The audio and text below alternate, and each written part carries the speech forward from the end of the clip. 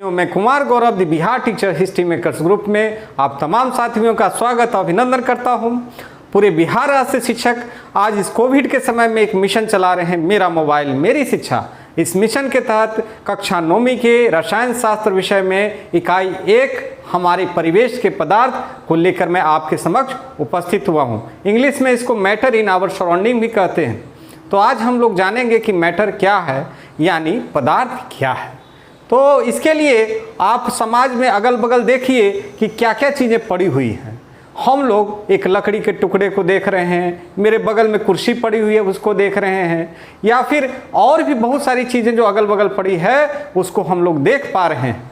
उन चीज़ों को जब हम लोग देखते हैं तो यह महसूस करते हैं अगर उनको उठाया जाए तो उठाने पर कहीं न कहीं बल का एहसास होता है, यानी वो अवरोध उत्पन्न कर रहा है और वह जो भी चीज़ें हैं वो कहीं न कहीं स्थान घेरती हैं और उनका अपना कहीं न कहीं द्रव्यमान भी होता है। तो जिन वस्तुओं की हम चर्चा करें उनमें अगर यह 3 चीज़ें पाई जाएं तो उनको हम लोग पदार्थ की श्रेणी में रखते हैं। सबसे पहला आपका वह स्थान घेरे, दूसरा उसका अपना द्रव्यमान या आयतन हो, और तीसरा वह अवरोध उत्पन्न करे। ये 3 चीज़ों को ही अगर किसी वस्तु में पाए जाते हैं तो उसको हम लोग पदार्थ कहते हैं। हवा, अगर हवा की हम बात करें तो आप देखिएगा कि उसका भी अपना वजन होता है। कैसे वजन होगा भाई? तो आप इसके लिए एक छोटा सा प्रयोग कर सकते हैं। आप एक खाली गुब्बारा ले लें और एक गुब्बारे में हवा को भर दें, बीच में एक डंडी बांध दें और उससे रस्सी एक तुला की तरह उसको लटकाएं।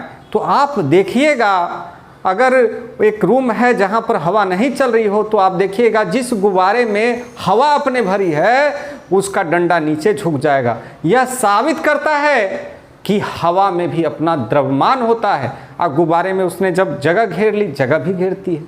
तो इस प्रकार के छोटे छोटे प्रयोगों से हम यह जान सकते हैं कि जो भी विषय है, जैसे जल को ही ले लें, जल को जिस बर्तन में आप डालते हैं उसी जगह को वह, उसी शेप आकार को वह ले लेती है। उठाने पर वजन का भी एहसास होता है। तो ये सारी चीज़ें पदार्थ के उदाहरण हैं। अब हम लोग चर्चा इसमें करेंगे कि पदार्थ की भौतिक प्रकृति क्या है, फिजिकल नेचर ऑफ मैटर क्या है। तो अगर हम पदार्थ के बारे में जानेंगे तो पदार्थ के जो कण होते हैं वो कणों से पदार्थ बना हुआ रहता है। वो उसके कण बहुत ही ज़्यादा सूक्ष्म होते हैं, बहुत छोटे छोटे कणों से वो बना रहता है। उसके अलावे उसके कण अनवरत गतिशील होते हैं। इसको भी हम लोग देख सकते हैं। कैसे देखेंगे भाई? तो अगर एक रूम है उसमें आप अगरबत्ती को जला दें, तो अगरबत्ती को अगर जलाते हैं तो आप देखते हैं पूरे रूम में खुशबू क्या हो जाती है, फैल जाती है। इसका अर्थ हुआ कि उसके कणों जो हैं वो हवा में क्या हो रहे थे, जब उसमें हमने गर्मी दी, हीट दिया, तो वो क्या हो गया, गतिज ऊर्जा में बदल गया। पूरा कण जो है चारों तरफ फैल गया, यानी उसके कण क्या हैं, वो फैल रहे हैं। तभी तो वह हम लोग उसमें कह सकते हैं कि उसके कण अनवरत गतिशील होते हैं, सब जगह जा आ सकते हैं। उसके अलावा है कण एक दूसरे को आकर्षित करते हैं। इसके लिए भी हम एक छोटा सा प्रयोग कर सकते हैं। आप एक जो है खल्ली ले लीजिए, यानी चौक ले लीजिए, दूसरा आप एक ईंट ले लीजिए, तीसरा आप कोई लोहा का टुकड़ा ले लीजिए। आप उसको क्या कीजिए कि हथौड़ा से उसको मारिए।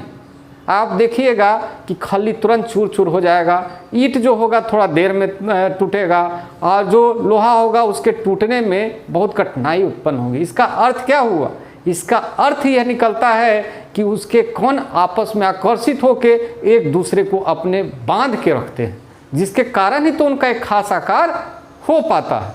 तो यानी उन कणों के बीच में आकर्षण बल कहीं न कहीं लग रहा है। साथ ही हम देखते हैं कि कणों के बीच रिक्त स्थान भी होता है। इसके लिए भी हम लोग एक प्रयोग कर सकते हैं। क्या प्रयोग करें? हम एक कांच का गिलास में जल को ले लें और उसके लेवल को नोट कर दें वहाँ पर। उसके बाद क्या करें, उसमें 1 चम्मच चीनी का डाल दें और उसको घुलाएं। आप देखिएगा कि जो लेवल पहले था जल का उतना ही लेवल अभी भी है।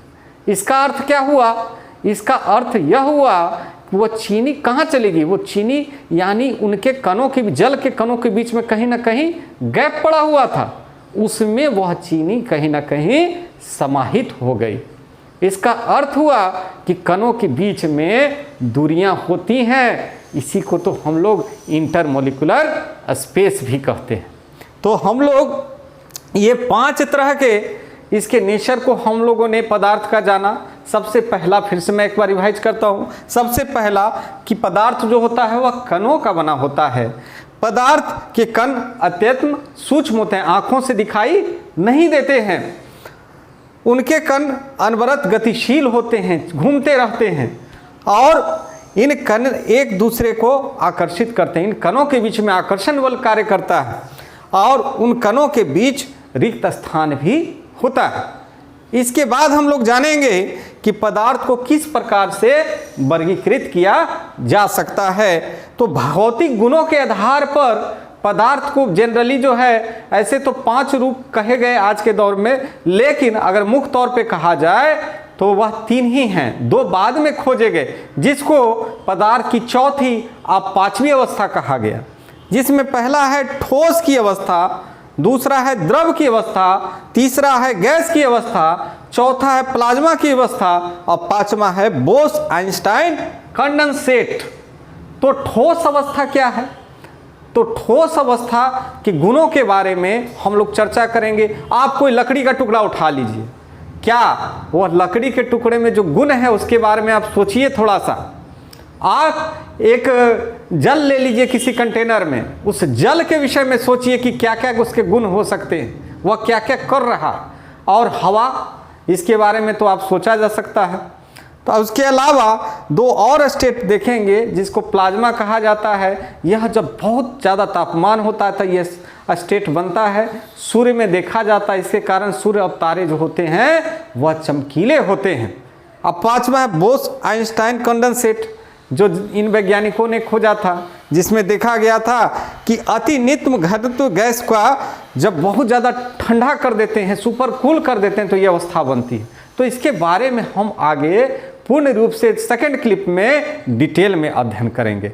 आपका बहुत बहुत धन्यवाद।